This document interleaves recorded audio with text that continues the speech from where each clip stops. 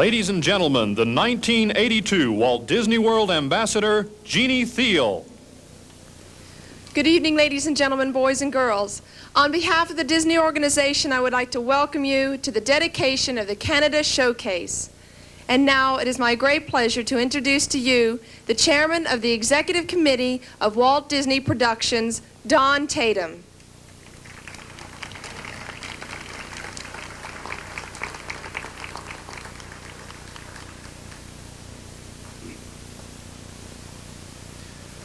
Ladies and gentlemen, young ladies and gentlemen, it's a very fitting that in this beautiful twilight moment on this international lagoon where so many nations of the world stand side by side in friendship, that we have this opportunity to salute the representation here of our great neighbor to the north, Canada.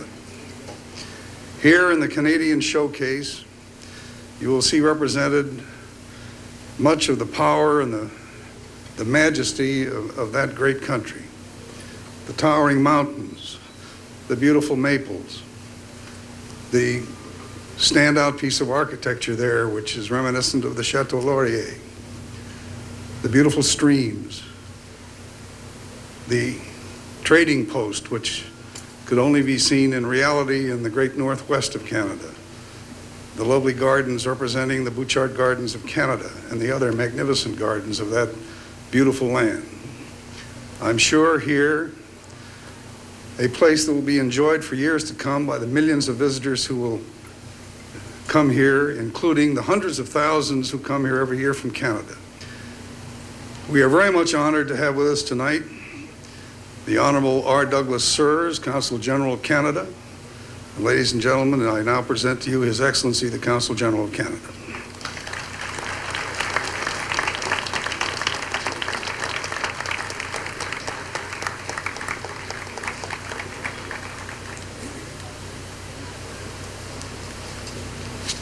Thank you. May I first of all express a very warm greeting from the people of Canada, from that frigid but warm-hearted people of my country.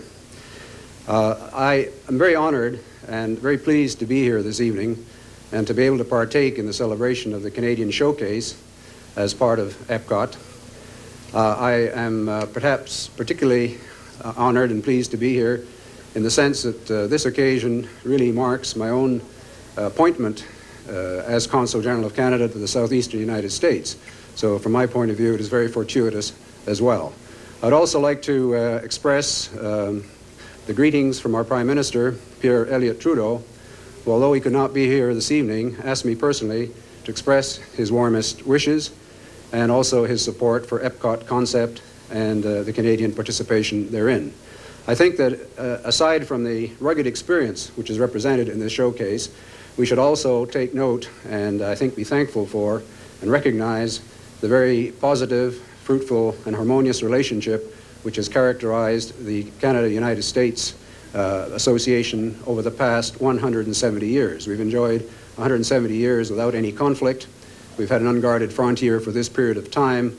We share mutual values, mutual aspirations, mutual interests, and I think this is something we should cherish.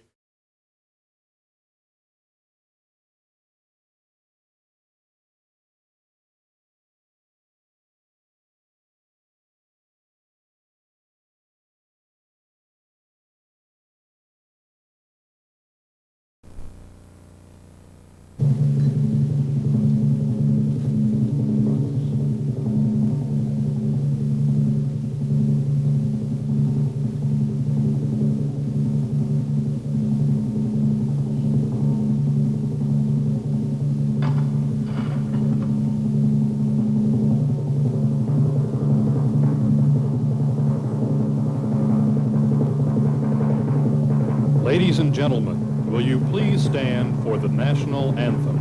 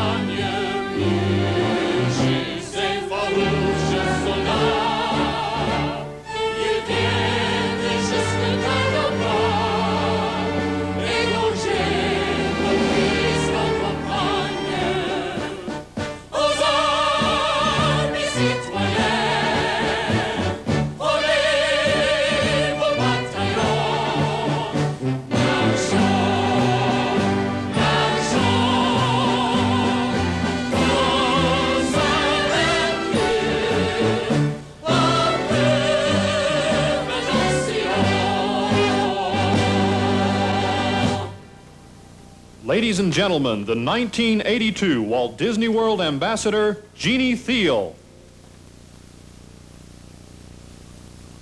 Good evening, ladies and gentlemen, boys and girls. On behalf of the Disney organization, I would like to welcome you all to the dedication of the France Showcase. And now it is my great pleasure to introduce to you the chairman of the Executive Committee of Walt Disney Productions, Don Tatum.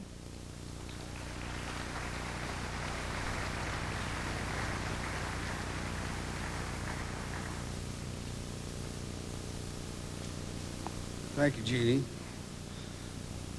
Mesdames et messieurs, bienvenue en France, on Walt Disney World. Ladies and gentlemen, a very warm welcome on behalf of Card Walker, our chief executive who is with us tonight, and the whole Walt Disney organization to this beautiful pavilion representing the great country of France, here facing this lagoon where many nations of the world stand side by side in friendship. It's my pleasure to present to you one of the most scenic and the most charming communities of all of this World Showcase. This pavilion area of approximately 1 acre was designed to symbolize, as you see, a broad cross-section of France's diverse landscape, architecture, and culture. The buildings and the structures you see here are reminiscent of a provincial town as well as Paris, the city of light. Our designers chose the period known as La Belle Époque, the beautiful period which ranged from roughly the last third of the 1800s until early in this century. This was an era of great French artists, writers, designers, scientists, and inventors. And this was an age in which grand expositions were held, and when a spectrum of styles formed the wonderful character of the boulevards and the architecture of Paris. We have tried to capture that time and mood for you in several ways. The pavilion has architectural vistas ranging from a version of the historic Eiffel Tower to mansard roofs and buildings with ornate hand craftsmanship. This is reflective of the grand design. Millions of guests who will visit Epcot Center in the future will find in the French Pavilion a delightful and charming place to visit, to shop, and to dine, a place that will give them a sense of having visited France. And we sincerely hope that the many, many visitors who come here from France will approve of our interpretation of their beautiful country. And I know that all of you share the wish that we in the Disney organization have, that this magnificent pavilion will serve to enhance the long history of friendship and understanding that has existed between France and our country. May I now please introduce to you a very important person in one of our sponsoring French firms. His company has been supplying the world with magnificent wines since 1716. And we are very proud that they are participating here tonight. His charming wife is going to be also with him to interpret for our benefit his remarks, which will be in French. I wish you would join me in welcoming the chairman of Champagne Pommery et Lançon, Monsieur Xavier Gardinier, and his wife, Madame Gardinier.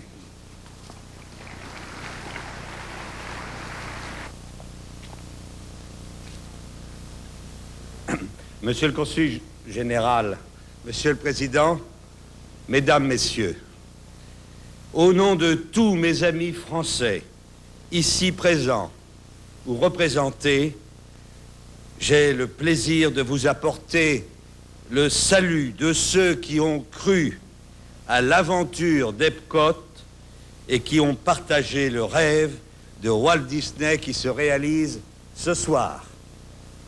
Monsieur le Consul Général, Mr. Chairman, ladies and gentlemen, on behalf of my friends, French friends present today or represented, I have the pleasure to bring the testimony of those who have trusted Epcot Adventure, and we are sharing the dream of Walt Disney, which becomes true tonight.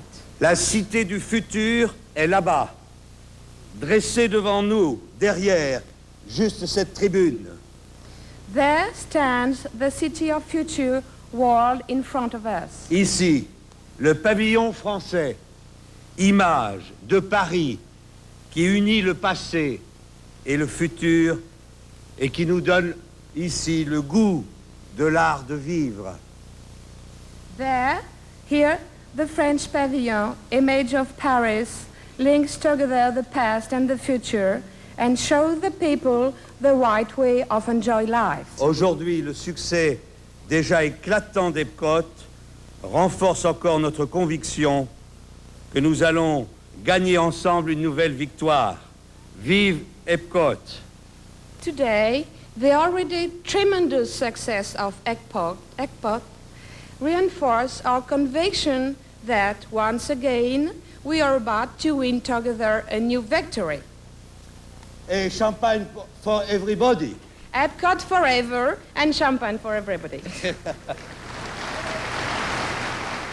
And now for our dedication celebration.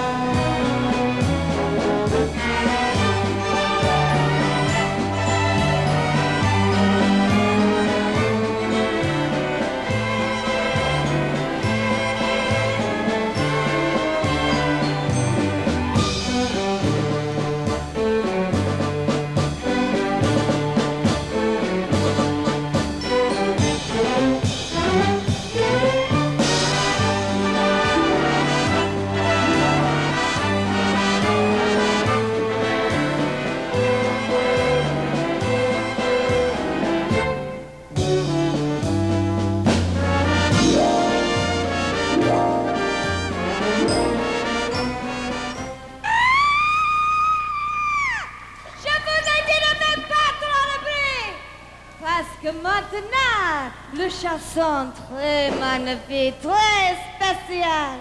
C'est moi, c'est Pentacle. Maestro, s'il vous plaît. Oh la la, there is no trick to a can-can. It is so simple to do. When you once kick to a can-can, 'twill be so easy for you. If the Lucas Custodian can, if a shady African can, if I go and Matisse and Suzanne can, baby you can too. If an English Dapper Dan can, if an Irish Callahan can, if it cans every town courtesan can, baby you can.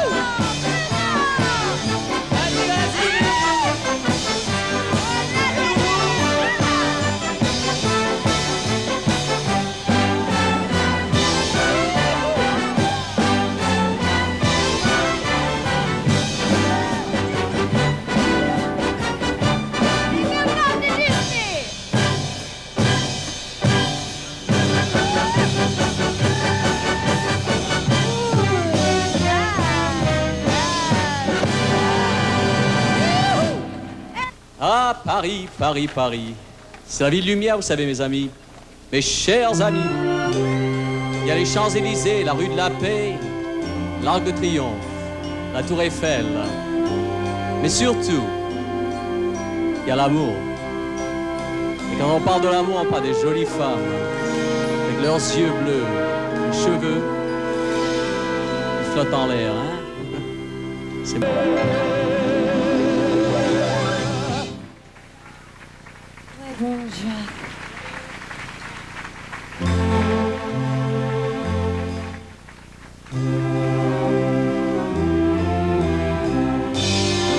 Ah, qu'elles sont belles les femmes, hein?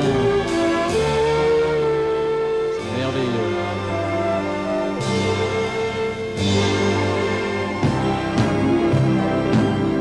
Au revoir, mesdemoiselles.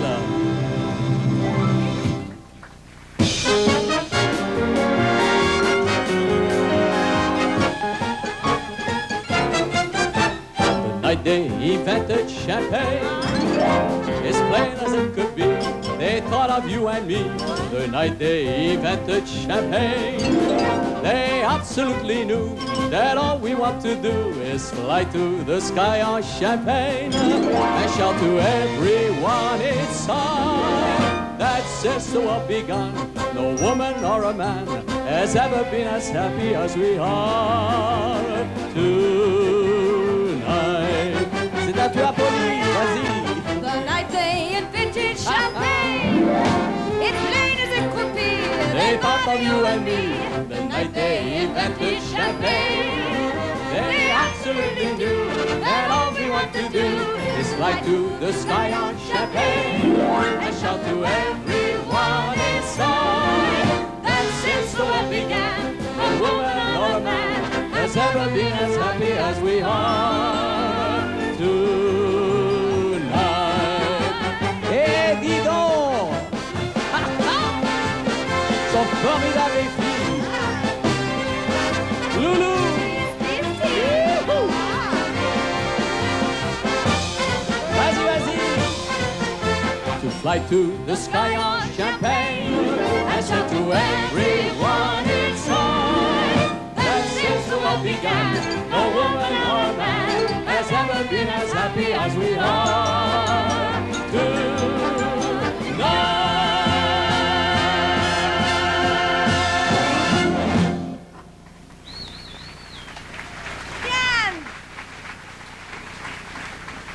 On this 20th day of October 1982, we declare France officially dedicated.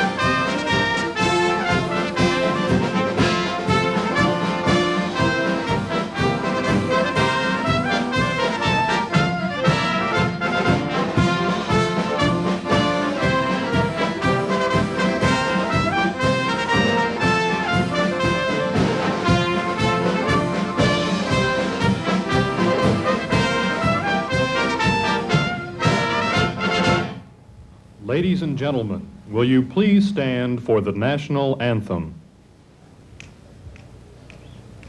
Einigkeit und Recht und Freiheit für das deutsche Vaterland. Danach lasst uns alle streben, brüderlich mit Herz und Hand.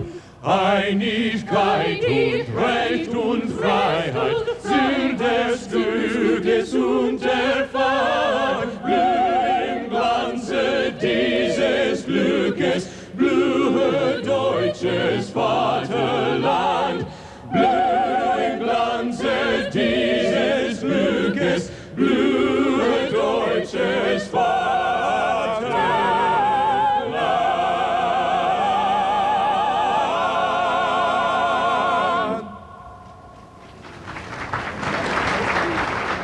Ladies and gentlemen, the 1982 Walt Disney World Ambassador, Jeannie Thiel.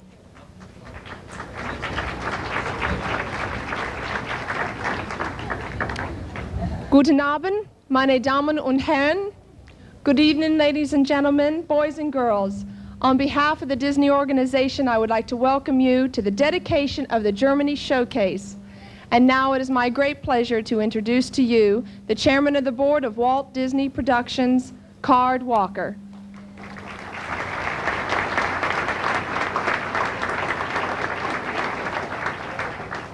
Good evening.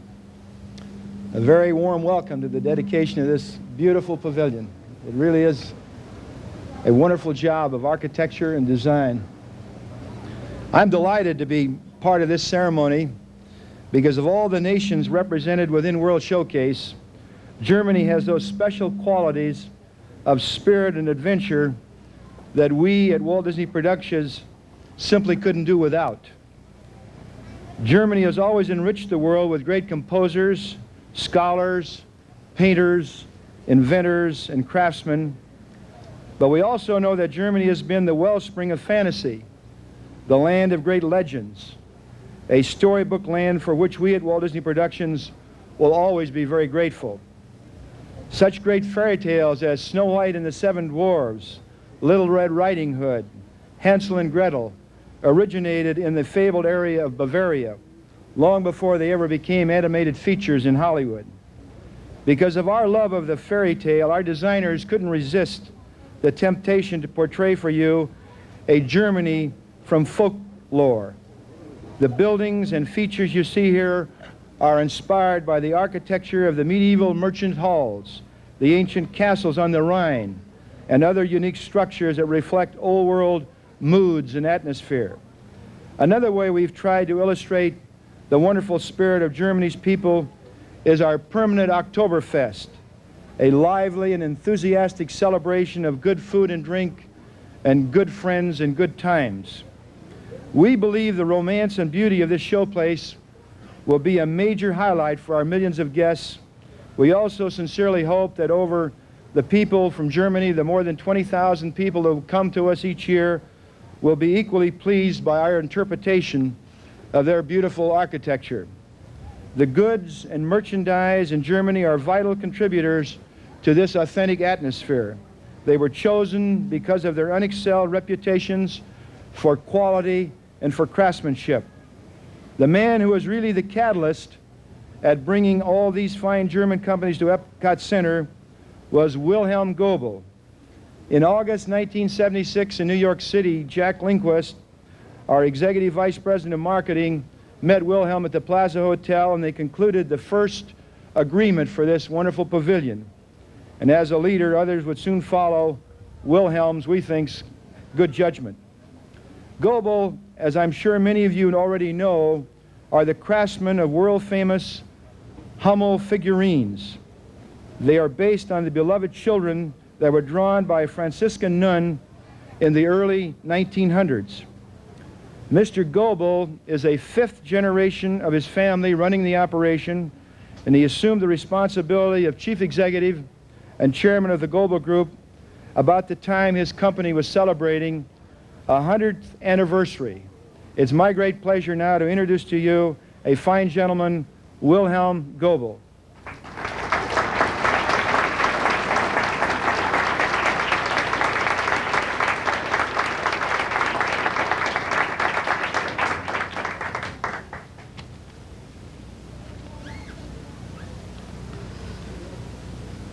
Dear Mr. E. Gordon Walker, welcome ladies and gentlemen from the various media visiting with us today, dear guests and friends.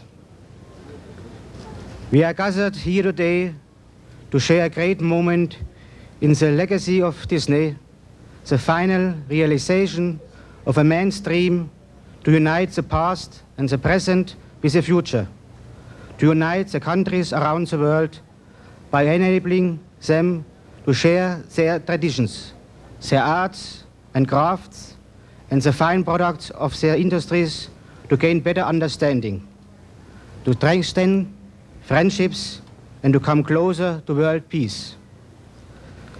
There are many nations represented at the World Showcase. It's a great honor for me today to speak on behalf of the German industry for 5 prominent, well-known companies which will have permanent displays in the German pavilion. Balzen, Becksbier, Hutschenreuter, Schmidt-Söhne, and Goebel. These companies have supported Disney's concept since 1976, when we were first contacted by Disney and the project was still on the drawing board. By contributing our time, money and effort, by assisting Disney in every way, the realization of the German pavilion was made possible. We are sure it will attract millions of visitors in the future on their journey through Disney World, the permanent World's Fair as Walt Disney envisioned it. For me, the participation in the opening celebration of Epcot Center, the German pavilion, is a particularly important moment. The relationship between Goebel and Disney began in 1952, when my father, Franz Goebel, and Walt Disney met in California for the very first time. I must have been their common goal, to bring happiness and pleasure to people around the world, that brought them together in friendship during the ensuing years. One person who certainly understood and shared Walt Disney's dream, who had the foresight and the vision to realize this monumental task, whose accomplishments are beyond our imagination, is E. Gordon Walker, chairman of the board of Walt Disney's production. Because of his involvement and his outstanding to reality which we are witnessing today. When we explore the Epcot Center with its bounty of attractions, we will surely appreciate what these dedicated people have done for us today and for our children tomorrow. At this point, ladies and gentlemen, I am turning over the word to Dieter Schneider, President of Goebel's US divisions. Mr. Schneider has been actively involved in the World Showcase project since the very first day Goebel was approached by Disney. His words are directed to Mr. Kurt Walker.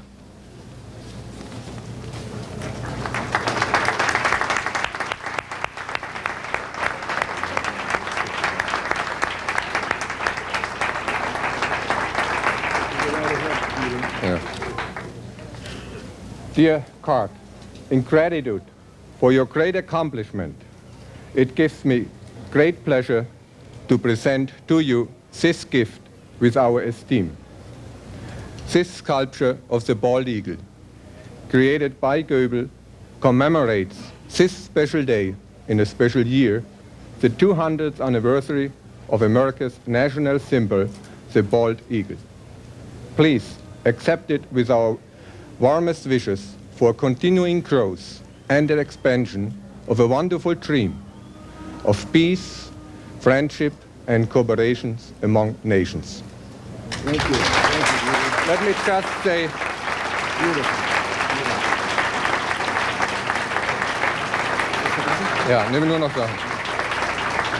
Let me just add that our plaque reads, presented to E. Gordon Walker on the first day of tomorrow, German Pavilion, Epcot Center, opening day, October 15, 1982.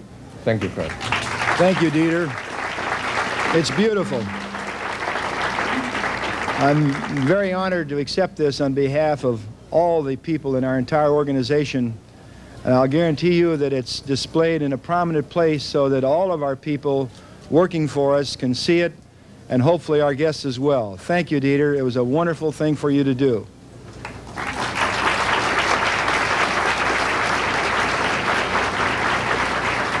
And now for our dedication celebration.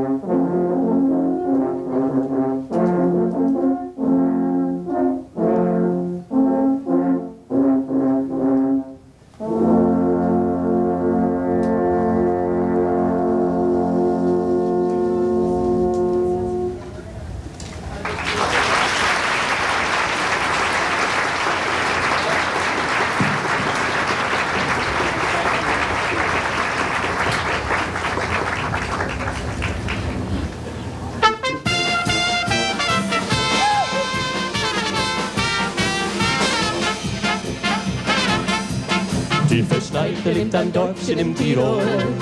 Jeder Skifahrer kennt es wohl. Es ist der Faust in Oberland, auf den ganzen weiten Welt bekannt. Möge Schnee und Sonnenschein laden dich zum Skiverein. Keiner denkt mehr an zu Haus, weil es so schön ist auf dem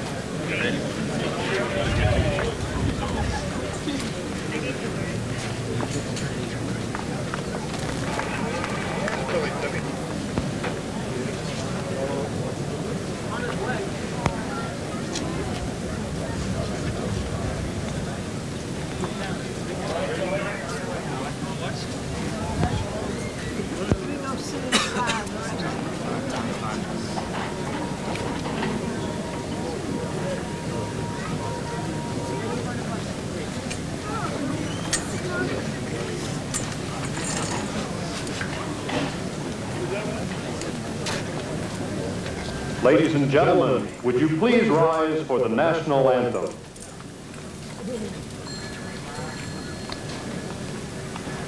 Mexicanos al grito de guerra, en la sierra prestar y el pregón, y retiembla en sus centros la tierra, al sonoro rugir del cañón, y retiembla en sus centros la tierra, al sonoro rugir del cañón.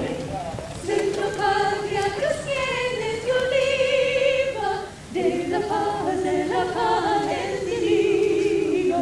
Quien del cielo fue tierno destino, por el dedo de Dios se exprimió, mas un extraño enemigo, profanar con su planta su suelo, y en su patria que brilla, que es cielo, un soldado en cada hijo de Dios, un soldado en cada hijo de Dios. Mexicanos al grito de guerra, en la sierra prestar y el bridón, y retiembla en sus centros la tierra, al sonoro rugir del cañón, y retiembla en sus centros la tierra, al sonoro rugir del cañón.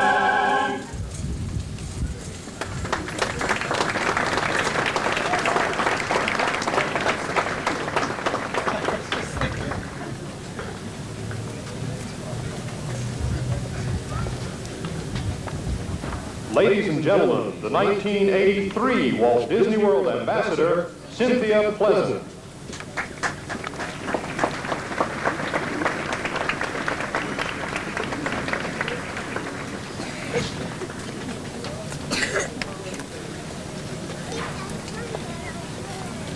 Good evening, ladies and gentlemen. On behalf of Walt Disney World, welcome to the dedication of the Mexico Showcase. And now it is my pleasure to introduce to you Bob Allen, Vice President of Walt Disney World.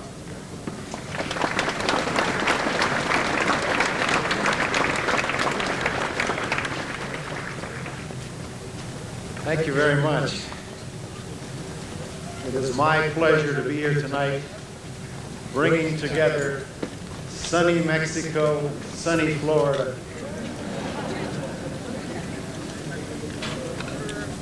Thank you, Cynthia. Ladies and gentlemen, we're so pleased that you could join us this evening for the dedication of the Mexican Showcase. I think you'll agree that as you sit out here and look at this beautiful setting, it is truly one of the most beautiful settings in all of World Showcase. You know, from the time we began planning this project, we felt very strongly about having our neighbors from the north and the south as early participants. The Mexico story provided exciting, creative opportunities in portraying its colorful and fascinating history. As you view this proud country's three individual cultures, pre-Columbian, Spanish, colonial, and modern Mexico, as portrayed in the attraction, I think you'll agree the Mexican people are proud of their Indian heritage as illustrated in this striking pyramid that serves as the signature of this showcase. And we are very pleased to have three reputable and historic companies as sponsors of Mexico. Jose Cuervo, producers of the best-selling and award-winning tequila, joined with Montezuma Brewery, producers of popular, top-quality beers. In our restaurant, the celebrated San Angel Inn. San Angel Inn restaurant and the Cantina de San Angel have already become favorites for our World Showcase guests and connoisseurs of authentic Mexican food. You notice the lines here daily. And I am particularly pleased because in early trips to Mexico, I had an opportunity to experience the work of this fine restaurant family and was particularly pleased to find out they were joining us here. And it's now my pleasure to introduce to you a member of the family that are owners and operators of the original San Angel Inn, as well as one of our distinguished sponsors of the Mexican Pavilion, Mr. Ricky Diebler. Ricky?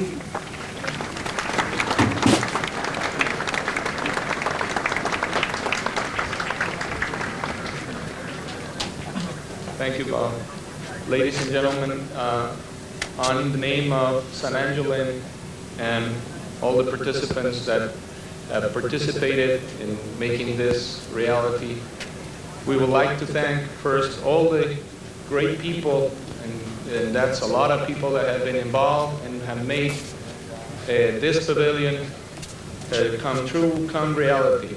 It has been very surprising since the first time we came here and we saw everything starting to develop, grow up from the ground, and to be able to come today and see this magnificent, beautiful pavilion.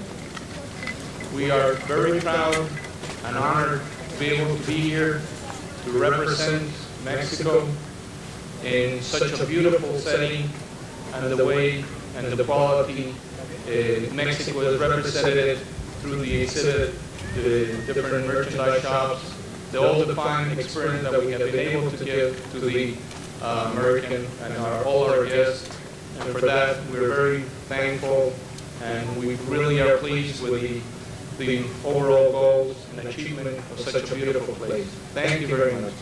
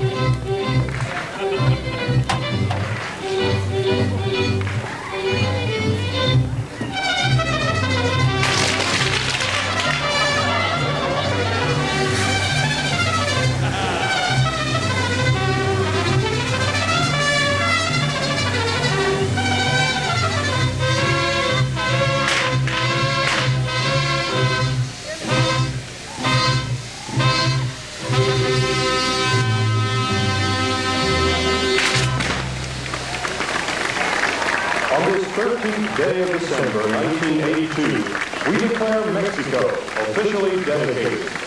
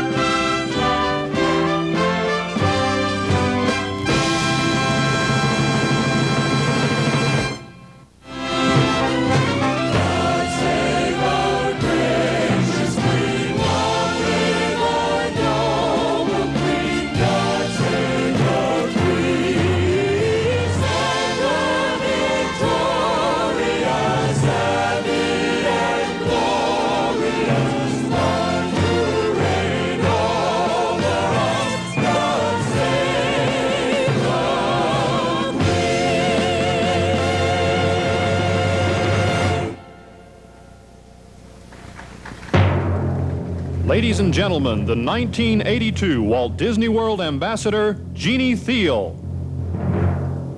And now it is my great pleasure to introduce to you the chairman of the Executive Committee of Walt Disney Productions, Don Tatum. Thank you, Jeannie. Ladies and gentlemen, young ladies and young gentlemen, welcome to the United Kingdom, here on this lovely lagoon where a number of the nations of the world are standing side by side in a symbol of friendship. It's a very great pleasure for me on behalf of the Disney organization to be able to officiate at this very important dedication. It has long been said that the sun never sets on the British Commonwealth of Nations. And it's a very pleasing thing to be able to establish this piece of Britannic extraterritoriality today here in Walt Disney World. What we have tried to do here is to give people who visit, and there have been hundreds of thousands of people who have visited us here at Walt Disney World from the United Kingdom, and it's our hope and belief that many more will come, plus the very many millions of people from every other part of this country and every other part of the world who will visit here, to give those people who come here a sense of not just of the beauty and the diversity that has been England and its associated countries that form the United Kingdom, but to give them a feeling of participation, a sense that they have visited. So you will see represented here various elements that make up the United Kingdom, things ranging from the simplicity of the thatched roof Shakespearean era house, the little canal lock in front of the pub, the various kinds of medieval architecture, and leading into the elegance of the Victorian period in the 1900s. All here in a melange of architectural styles, both inside and out, to give that feeling of having a visit in that beautiful place, which we call the United Kingdom. Where also we want to pay tribute to the heritages that have come to us from England and from Scotland, from Ireland, from Wales, those elements that make up the United Kingdom. This place would not be complete nor even authentic without the participation of the merchants and the businesses whose products and services are internationally known. And we are very honored to have, as participants in the United Kingdom Pavilion here, outstanding companies such as Bass Export, Pringle of Scotland, Royal Doulton, and Twining Tea. And there are representatives of all of those companies here today, and we extend to them a very warm, special welcome. We are also honored by having today Her Majesty's Consul General, the Honorable Trevor Gatty, and we pay tribute to him and through him to his country and the people he represents. One of the principal officers of the company who is sponsoring the beautiful pub out there, the Rose and the Crown, is with us today, and I'm very pleased to be able to introduce him. His name is J.R. Leachman, and he's chairman of Bass Export Limited. And he is going to introduce also his colleague, Mr. Ernest Saunders, who's the group managing director of Arthur Guinness Limited. And so it is a very great pleasure to introduce to you, ladies and gentlemen, Mr. J.R. Leachman. Mr. Don Tatum, Ambassador Jeannie, Consular General, ladies and gentlemen, boys and girls, those magic Disney words. Background of beefeaters, flags, a London square, perfect settings for those of us who've come from the United Kingdom to receive Don Tatum's warm words of welcome. Words of welcome to craftsmen. The British pavilions are those crafts which have grown up in the United Kingdom from families over the last 200 to 250 years. And I'm sure that Mr. Tatum and all those here today would be interested to know that every one of those craftsmen, the big businesses that they are now, hold a royal warrant, and each one of them supplies its products to the Queen of England. And so they've all come up with their character, with their strength and their determination. Characters which are enjoyed by Americans and therefore show interest in what is being done and are well pleased to try the products for themselves. We hope, Don Tatum, that these Twinings and Daltons and Pringles and Guinnesses and Bass will provide pleasant companionship for you here in this, the most exciting of the great Disney projects. Thank you. Mr. Saunders.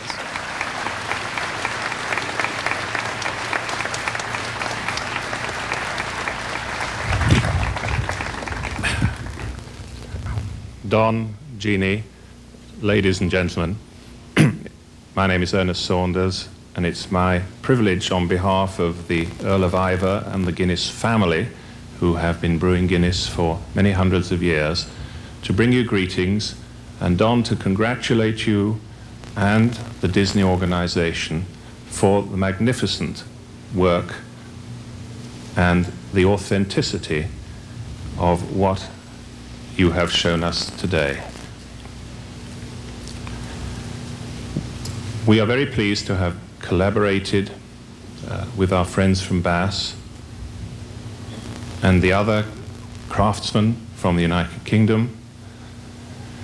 And I must say, having just arrived here today, that everything in the Rose and Crown, quite apart from the beer, the food, the decorations, is truly authentic. And I have here my wife, who, if she was allowed to speak, would compliment you on the truly British food as well, which is quite something.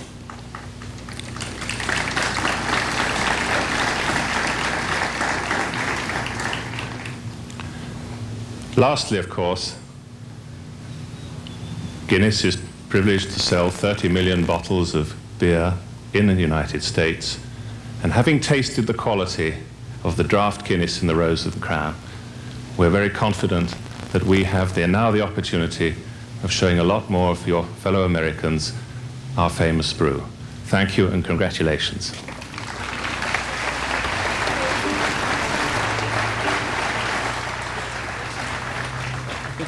Every Duke and Earl and here is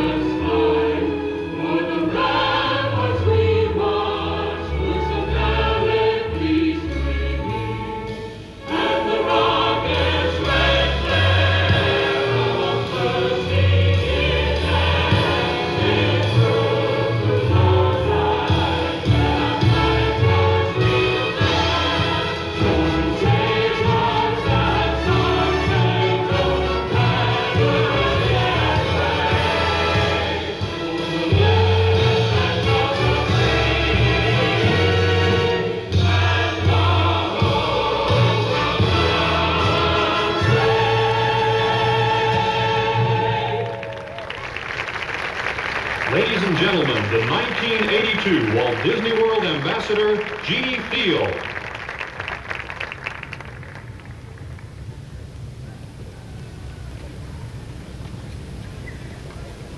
Good evening, ladies and gentlemen. On behalf of the Disney organization, I would like to welcome you to the dedication ceremony of the American Adventure, presented by American Express and the Coca-Cola Company. And now, it is my great pleasure to introduce to you the chairman of the board of Walt Disney Productions, Card Walker.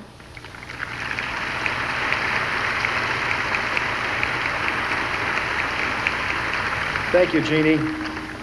Good evening, ladies and gentlemen, boys and girls. Welcome to the American Adventure, the entire centerpiece of Epcot Center. It became apparent while we were in development of this pavilion that we would need and want to associate with participant companies that had a reputation and a credibility that would complement this important presentation. We also wanted names that would be recognizable around the world.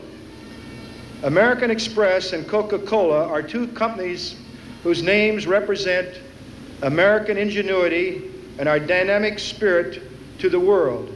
We're very fortunate to have them both as participants here in Epcot Center. They are both recognized throughout Spaceship Earth as leaders in their fields, and they are both very much a part of our American history. A special welcome tonight also to our guests from both companies. You are all global ambassadors for the United States.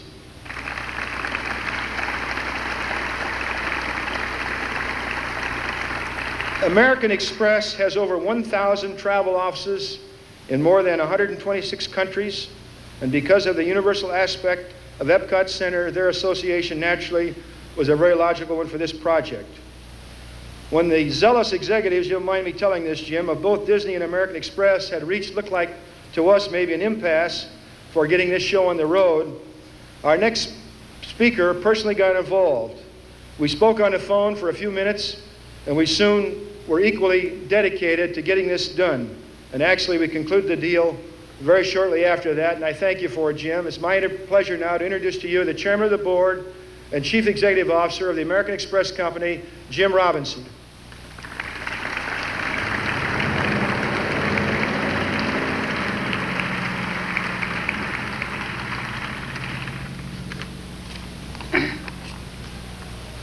Thank you very much, Claude. Ladies and gentlemen, this is indeed a great day and a notable day and a great moment. Because as Claude said, without a doubt, one of the most fantastic visionaries and entrepreneurs we've ever known in this country was Walt Disney. And today we're here to celebrate his dream. American Express is delighted to be a major participant in this project for several reasons. We take great pride and pleasure in co-sponsoring with the Coca-Cola Company, the American Adventure. Further, we are honored to be the official card and traveler's check of both the Magic Kingdom and Epcot. And finally, for we believe visitors will enjoy previewing some of the marvels of the 21st century at American Express's travel port. Over the past 130 years, American Express has been a part and played a colorful role in the great American adventure. We helped open the West. We transported supplies during the Civil War. American soldiers relied on our services during both world wars. And in recent years, wherever and whenever Americans have traveled, they haven't left home without us. Coca-Cola, of course, also has rich historical ties to America's past, incredible ties. And I believe it's fair to say that people all over the world regard both companies as true symbols of America and its culture. So it's fitting that our two uniquely successful companies bring you the great American adventure, and I couldn't help but note on the way in that the colors on our logos are red, white, and blue. We hope the story dramatically portrayed within this pavilion will reinforce all America's pride in their heritage and their history. We also hope It will entertain and educate visitors from all around the world.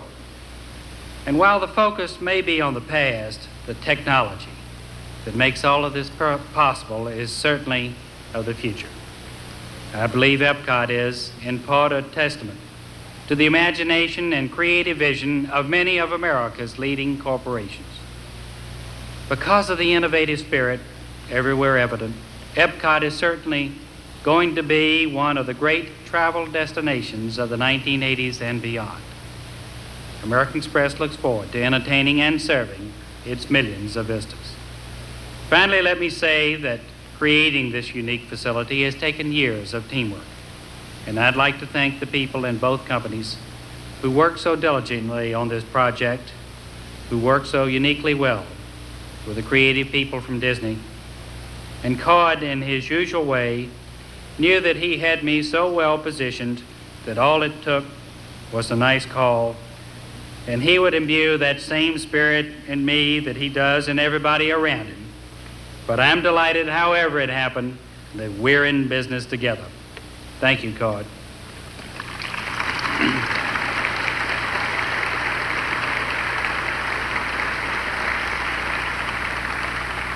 Thank you very much, Jim. As Jim said, the Coca-Cola Company is uniquely American, even though its products are sold, I understand, in more than 145 countries around the world, and its reputation is known everywhere. The Disney organization has really been involved with Coca-Cola since the opening of Disneyland in 1955, and I can say that we've had really a wonderful relationship as two American companies. It's now my pleasure to introduce to you a man I've personally known for over 27 years. He's an outstanding executive. He still devotes a great deal of time to education with the University of Notre Dame, the Agnes Scott College, the Lovett School, and the American Council of Education, a good friend and the President and Chief Operating Officer, Don Keogh of the Coca-Cola Company. Don?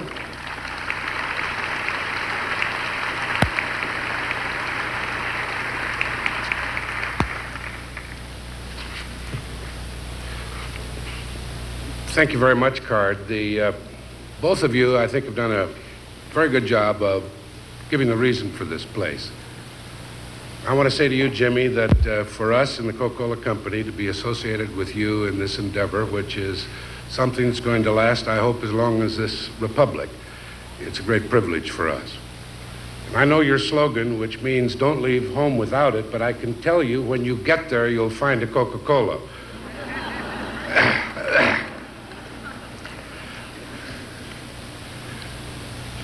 For over 25 years, we've had the privilege of being a very minor part of whatever Walt Disney, Card Walker, Don Tatum, and others in that organization decided they wanted to do. And I say minor because it's true.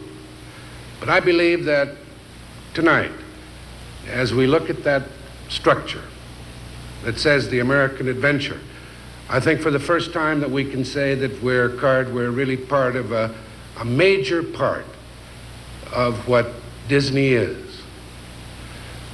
That American Express and the Coca-Cola Company are symbolic of whatever America is. But you really don't complete that definition until you add the name Disney. Because I believe that through all kinds of economic, social, political environments, you have demonstrated to the world a side of America that is the side of right, and the side of cleanliness, and the side of decency, and the upside, the bright side, the positive side of the moon. And I think that for those of us here tonight who rarely get this opportunity, that we ought to just thank Disney for what they are and what they've been.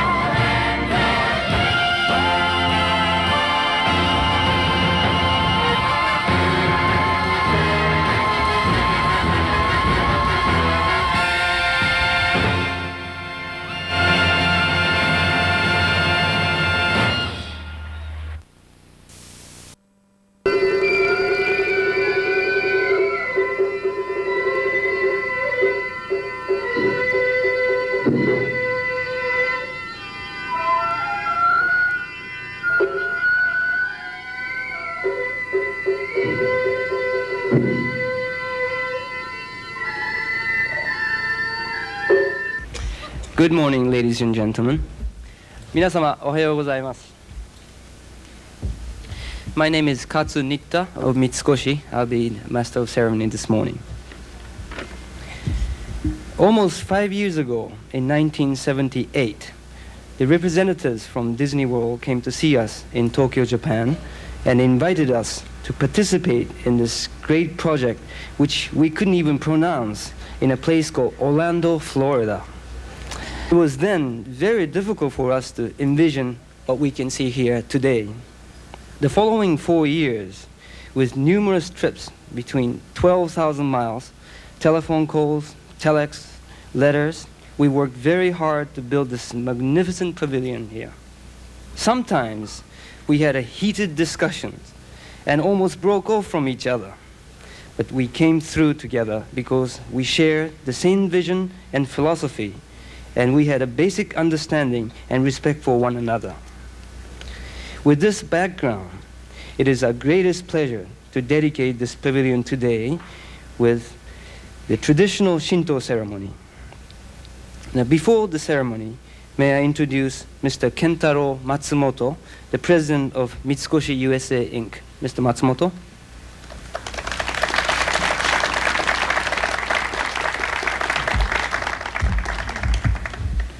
Ohayou. 英語のご挨拶は後ほどさせていただきますといたしまして、開会にあたりまして一言ご挨拶を申し上げます。Mr. Matsumoto will address to you in English later, but this morning he will address you in Japanese first. 本日はディズニーワールドテイタム執行委員会会長をはじめといたしまして、ヌーニス社長、皆様方大変お忙しい中を各も大勢お集まりいただきまして、私どもの三越のオープニングにご参加をいただきましたことを厚く御礼申し上げます。Mr. Tatum, Mr. Nunes, and other distinguished guests, and our fellow Japanese members of this committee, thank you very much for coming this morning to this dedication ceremony. ただいま司会の新田君から、ルール現在までの経過についてのご説明は申し上げましたけれども、いずれにいたしましても私どもはディズニーの皆様方と手を取り合って、このプロジェクトを成功させていきたいということを念願いたしております。幸い皆様方の大変なご協力を得まして、ただいま業績は順調にいっております。今日は後ほど獅神殿におきましてささやかなビュッフェを予定いたしておりますけれども、どうか神道セレモニーをはじめ最後までごゆっくり本席にご参画をいただきますことを切にお願い申し上げまして、大変簡単でございますけれども私のご挨拶にさせていただきます。どうもありがとうございました。There was a brief history of past 5 years between our two corporations. But here, at the dedication ceremony, I am most convinced that this great venture will be successful, and with the spirit of cooperation, this Japan Pavilion, as well as the entire Epcot, will be the stunning success for all of us. Thank you very much.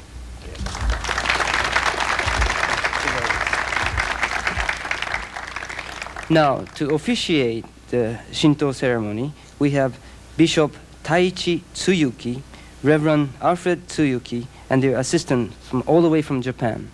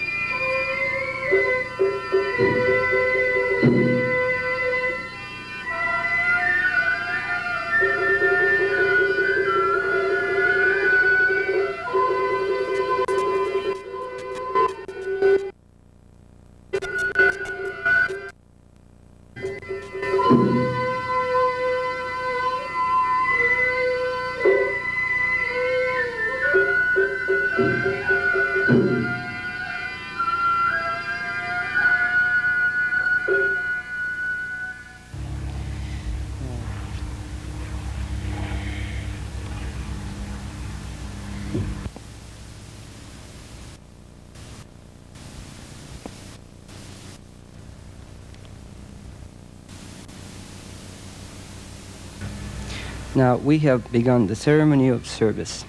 First, what we are seeing here. In Japanese, we will call it Onusa Gyoji.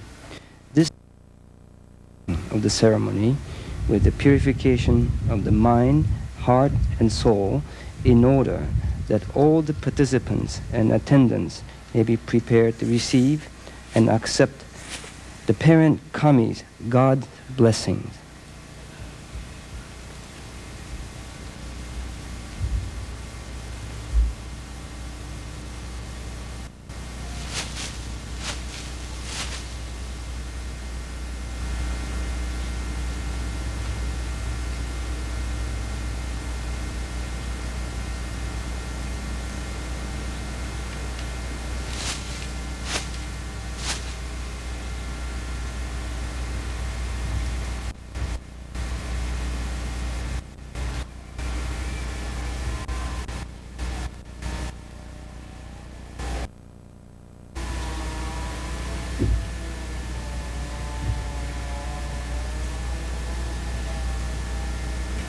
Now we proceed to Nodito Sojo, the main prayer.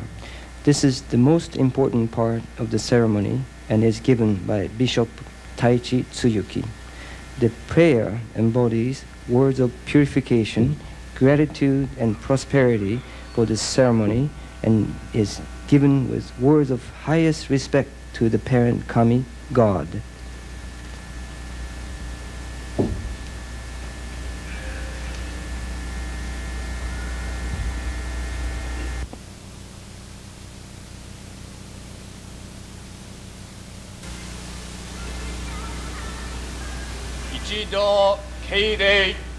Let us pray.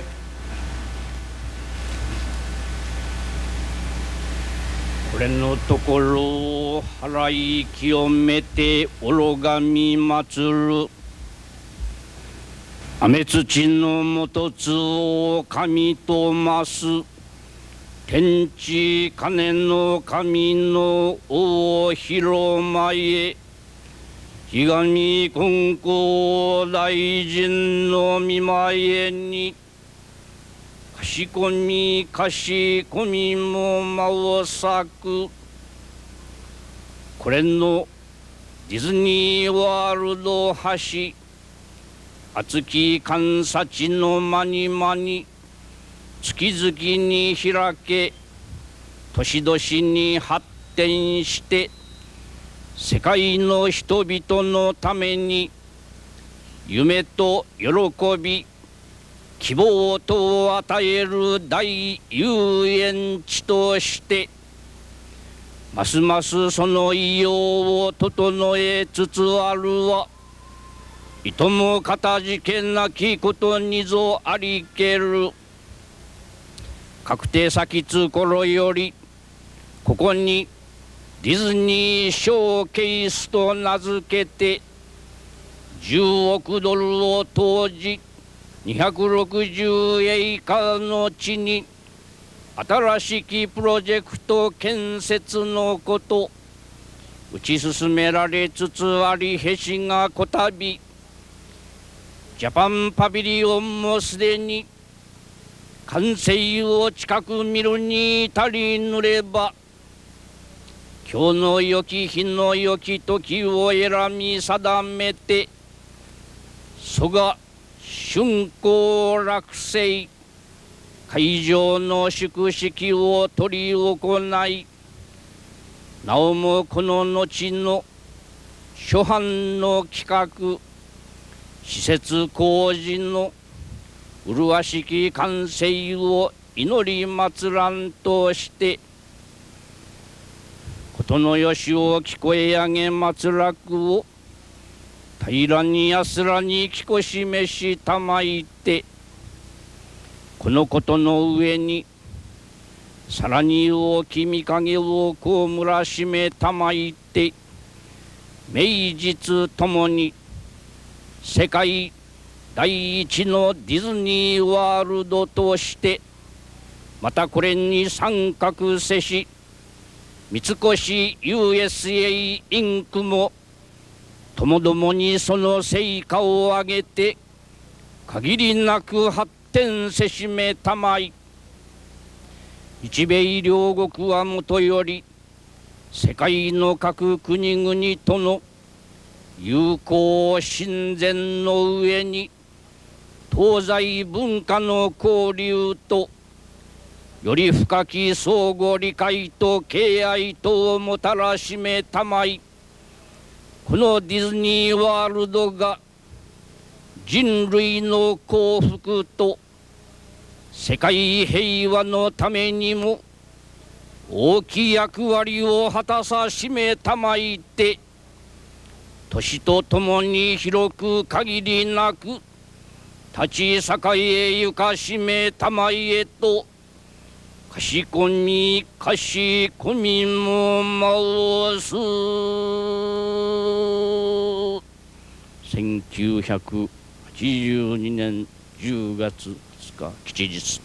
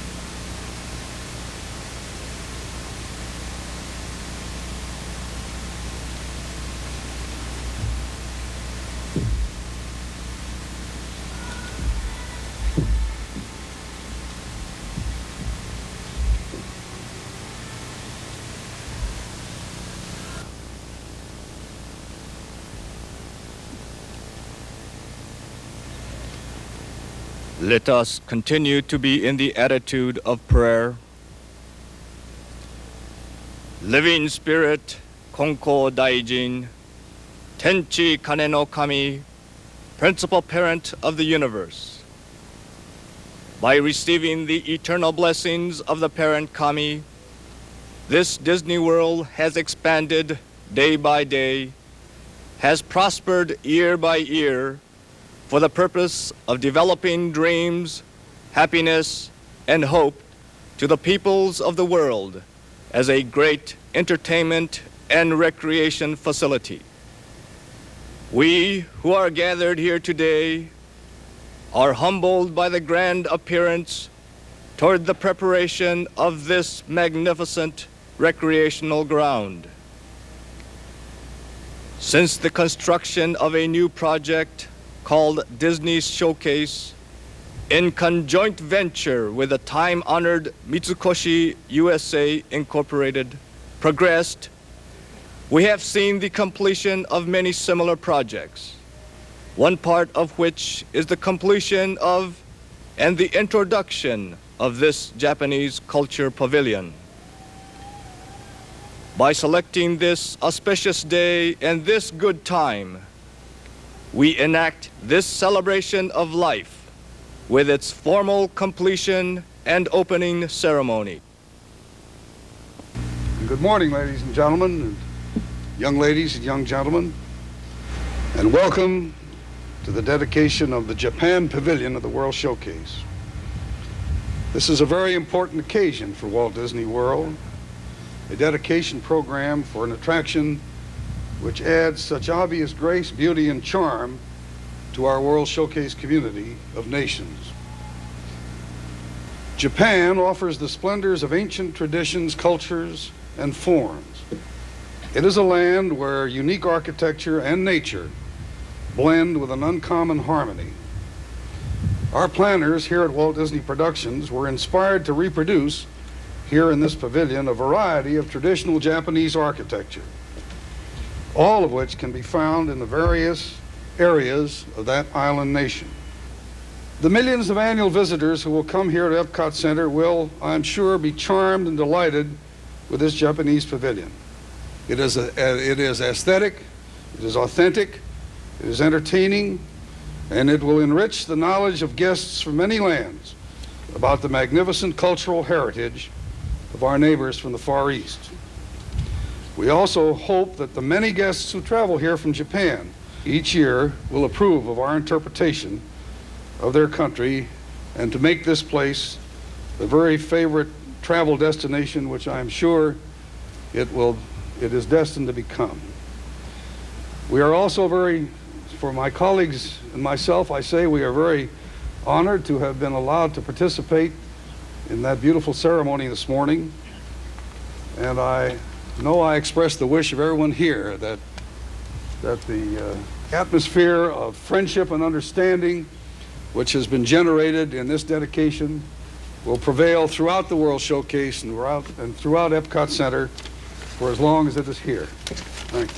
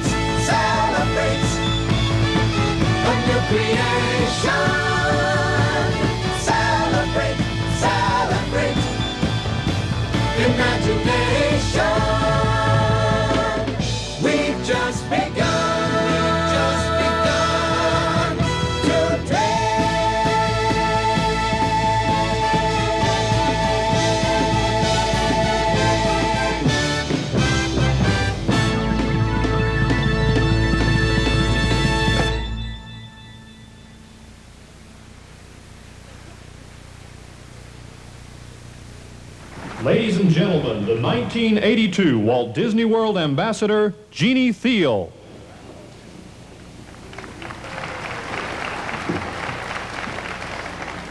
Good morning, ladies and gentlemen, boys and girls.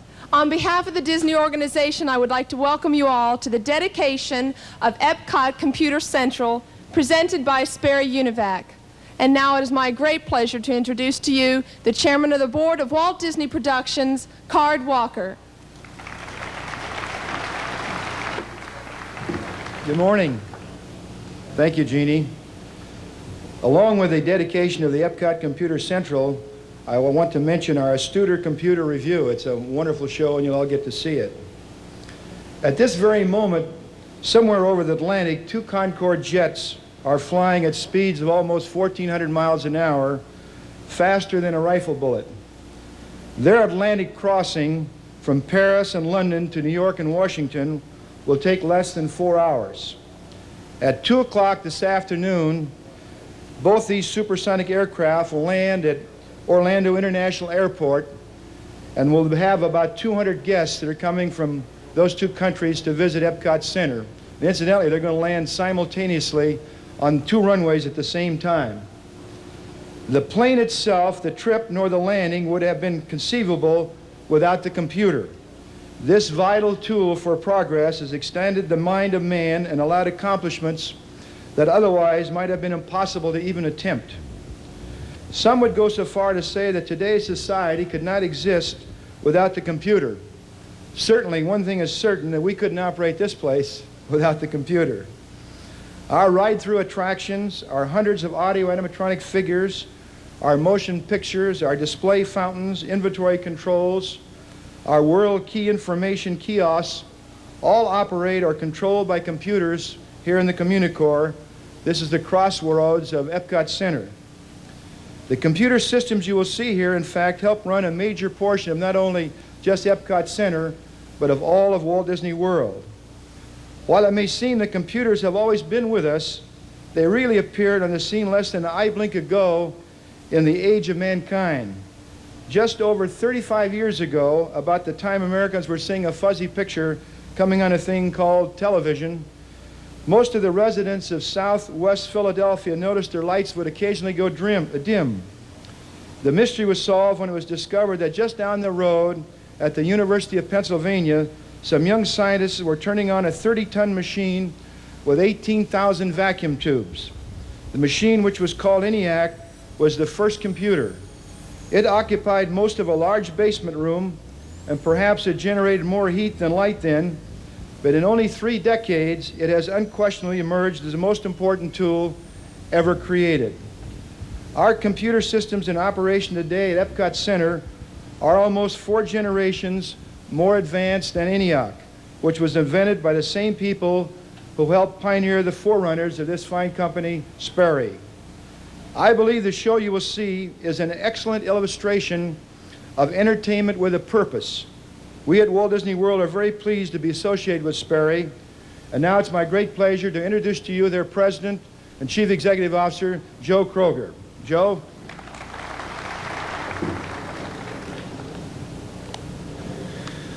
Thank you, Card, very much. It seems not too long ago, but it was some 3 years ago that I was here, and with some other people from Sparrow Univac and your associates, we flew in a helicopter around this scene, and there was one big hole, and I must admit, I was a bit concerned, as I'm sure you were, a bit concerned that we'd meet this day, but certainly Disney proved itself again and again and accomplished the task. I have a wife and 2 children here, but my 2 boys said that they had heard enough from me and decided not to come this morning, but my wife is somewhere in the crowd, afraid to poke her head out, I believe. I truly am proud to be here this morning to officially dedicate Epcot Computer Central. I'm particularly pleased that so many of our employees are here as well, and particularly some of the employees that are retired and hopefully enjoying themselves in Florida. We are here to commemorate an idea. It's an idea that has grown to become the most imaginative and exciting computer exhibit ever developed, in my opinion. And it is on behalf of Sparrow and its employees, over 85,000 employees all over the world, that I dedicate Epcot Computer Center to you. But this idea did not just grow by itself, as you all know. On the contrary, it took an overwhelming amount of creativity, of teamwork, of persistence mostly, but most of all it took imagination combined with care and commitment. Appropriately, the Computer Central is located in Communicore, the main street of Future World, at the very heart of Epcot Center.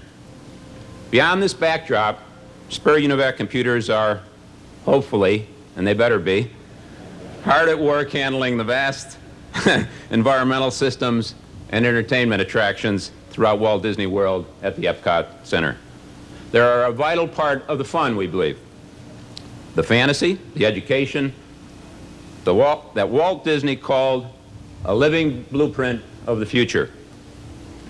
As Walt intended, I believe, Epcot Center opens up the miracles, the mysteries of the world to many of you people and to many of the people of the world for the first time.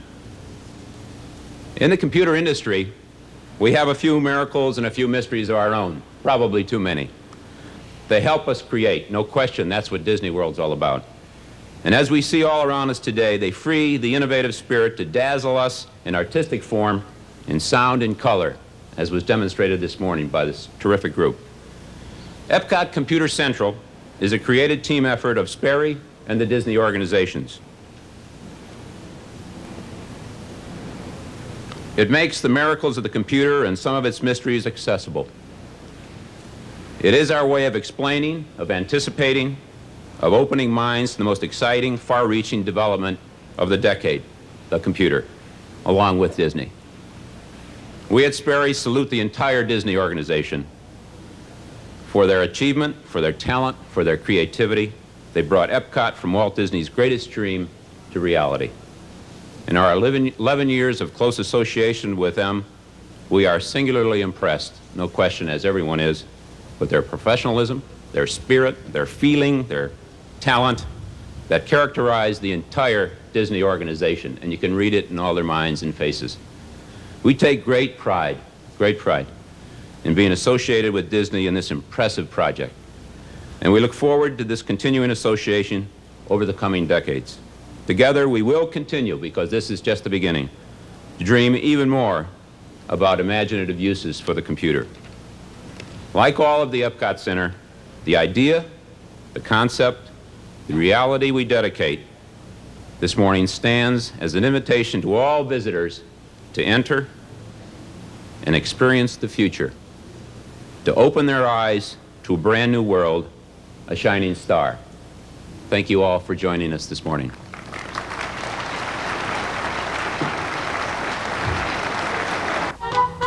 And now we proudly dedicate Epcot Computer Central, presented by Sparrow UNIVAC, and introduce Ken Jennings, better known as Early the Pearly.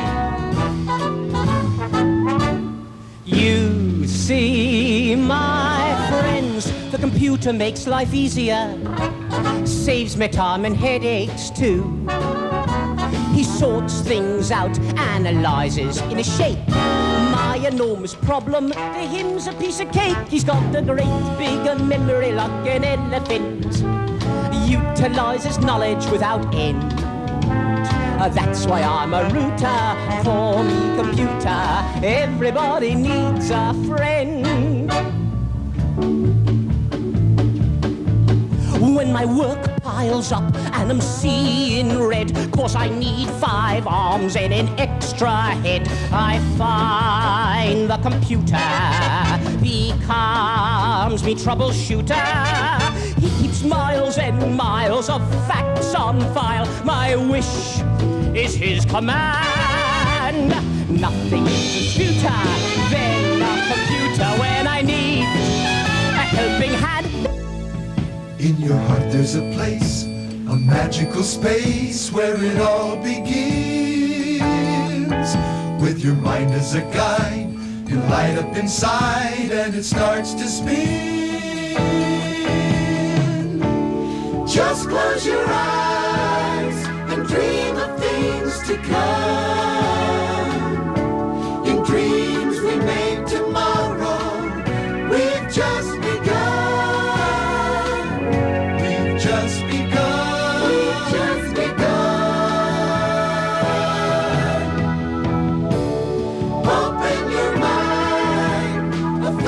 to see in time. Open your eyes to find a brand new world, a shining star.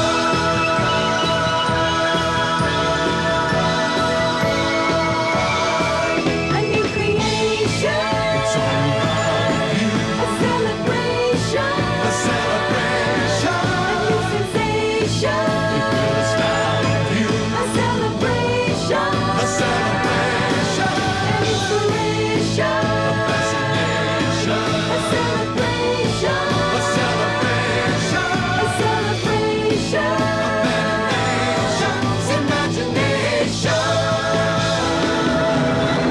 Celebrate as we create a new tomorrow. Celebrate a dream state.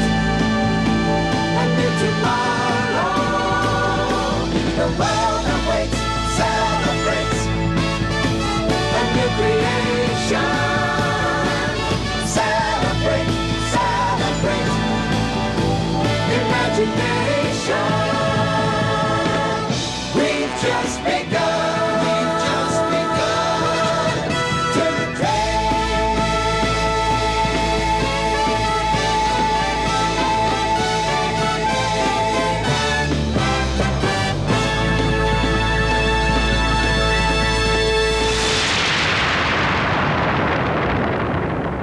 On this 18th day of October 1982, we salute Sparrow Univac and declare Epcot Computer Central officially dedicated.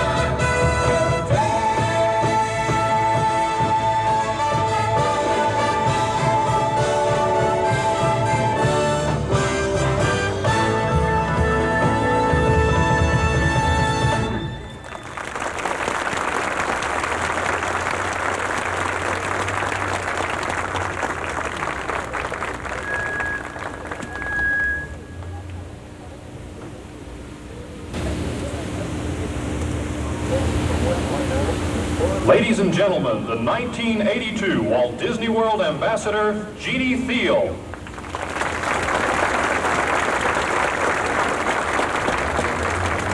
Good morning, ladies and gentlemen. On behalf of the Disney organization, I would like to welcome you all to the dedication ceremony of the Universe of Energy presented by Exxon. And now it is my pleasure to introduce to you the chairman of the board of Walt Disney Productions, Card Walker.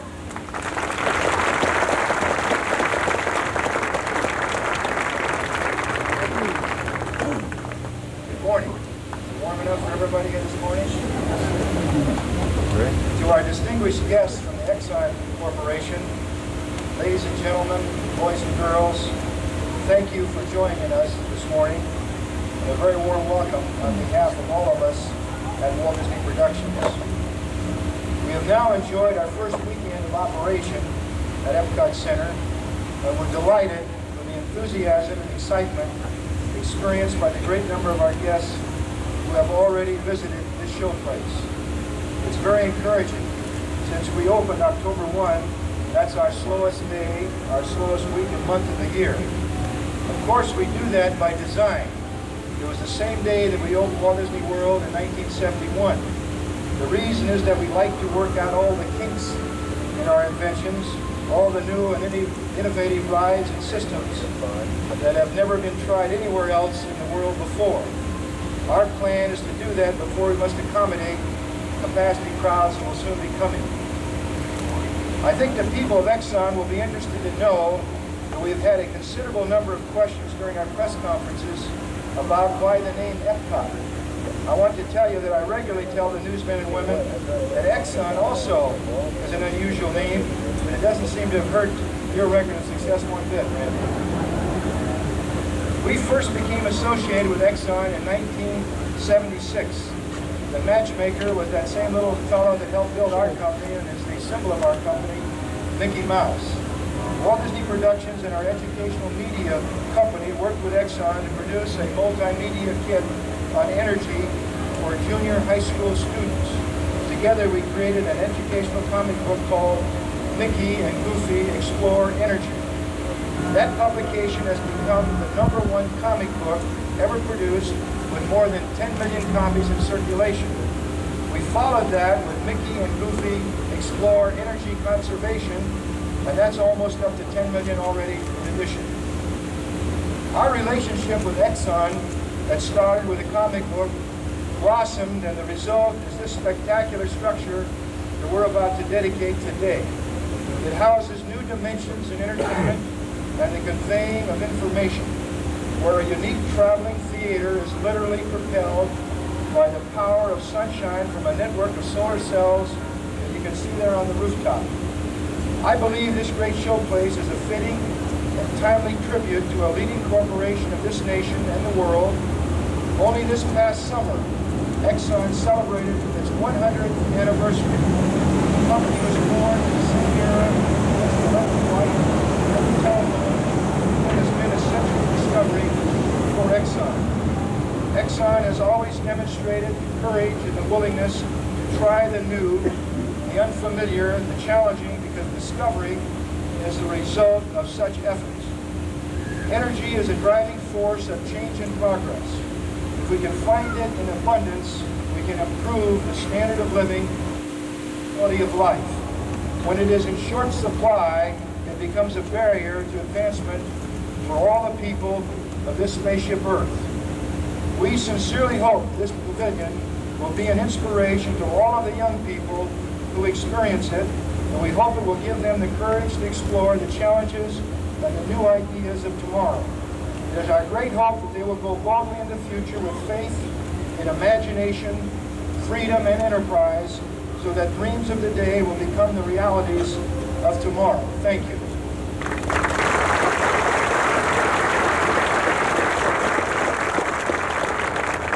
Before I introduce the next speaker, I want to recognize two people that have been so helpful to us in getting this project off the ground and created over these past 3 years. They literally rolled up their shirt sleeves and came out to Glendale, California at Wet Enterprises and have been a tremendous help. Jack Clarke, would you please stand up, Senior Vice President of Exxon Corporation. Exxon USA. Thank you, Jack and Bill, from all of us. Welcome, and your support is tremendous. The search for new sources of energy and the future of Exxon are interrelated. They both must depend on the technological innovation and the management of technological change. One of the key executives who will help determine the objectives and strategies of the great corporation as they move into their second century is a talented engineer and a manager of people. It's my great pleasure to introduce Randy Marr, the president of Exxon USA. Randy.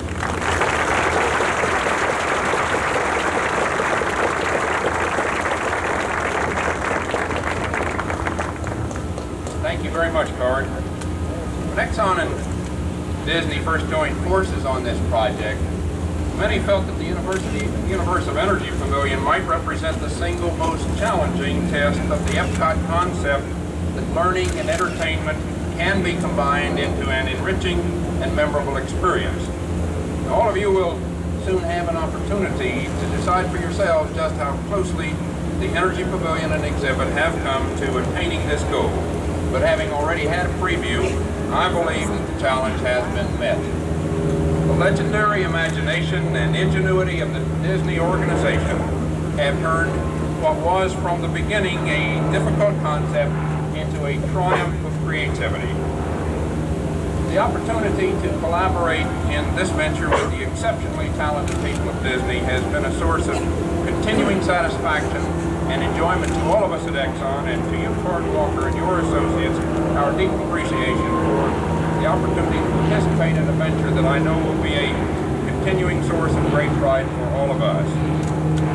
We're surely pleased that so many friends and associates have been able to join us for this opening ceremony.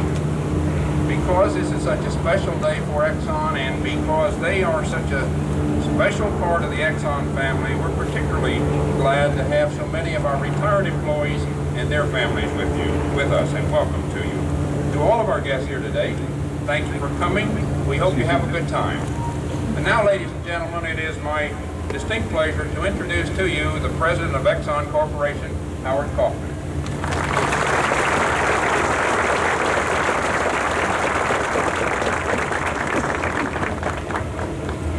Thank you very much, Randy. Good morning, ladies and gentlemen. Thank you. It's a great pleasure to be here sharing some of this beautiful Florida sun with you. And you know, the sun is an original source of energy, including the 77,000 peak watts of photovoltaic power equipment that Card mentioned has been incorporated in the solar panels on top of this magnificent pavilion in front of you. That electricity will be used to help run the large passenger vehicles that will carry you through the diorama inside. Around the program that we have this light on the inauguration day.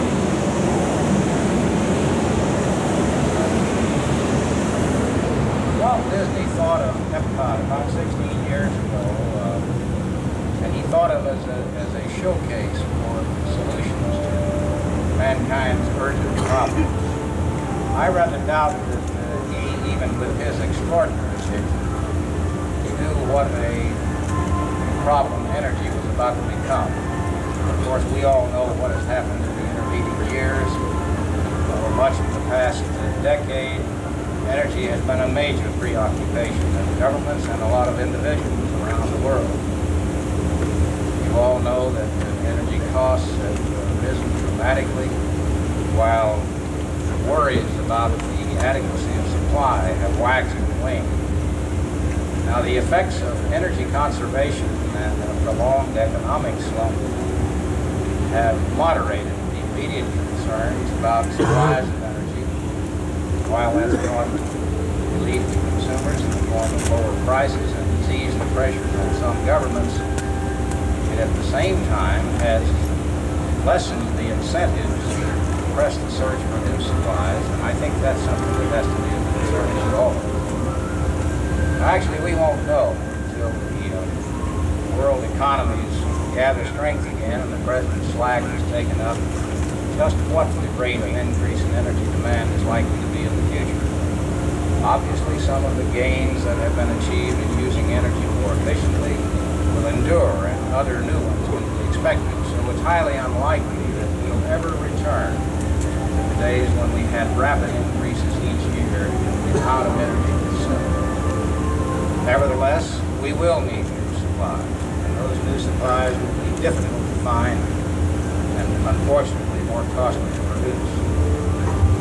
Well, in any event, it's going to be an exciting quest, so it's entirely fitting that we join with the Disney organization in presenting a entertaining and educational showcase of the state of the art in energy. It's our hope that the millions of people who pass through the Universe of Energy Pavilion each year will share some of our excitement about what the future brings. And again, my congratulations to you, Card, and everyone in your organization who's done such a marvelous job putting together what I think you will agree when you see it.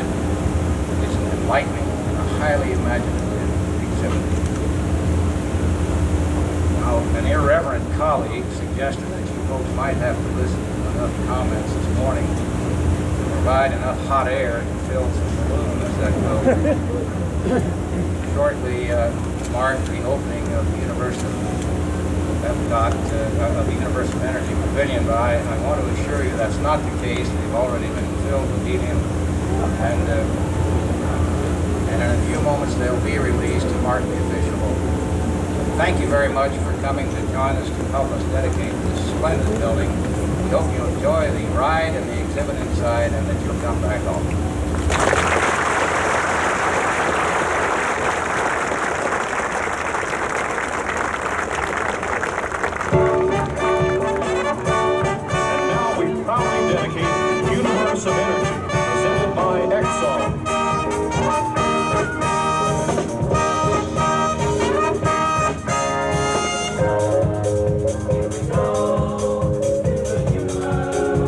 Of energy, here it comes.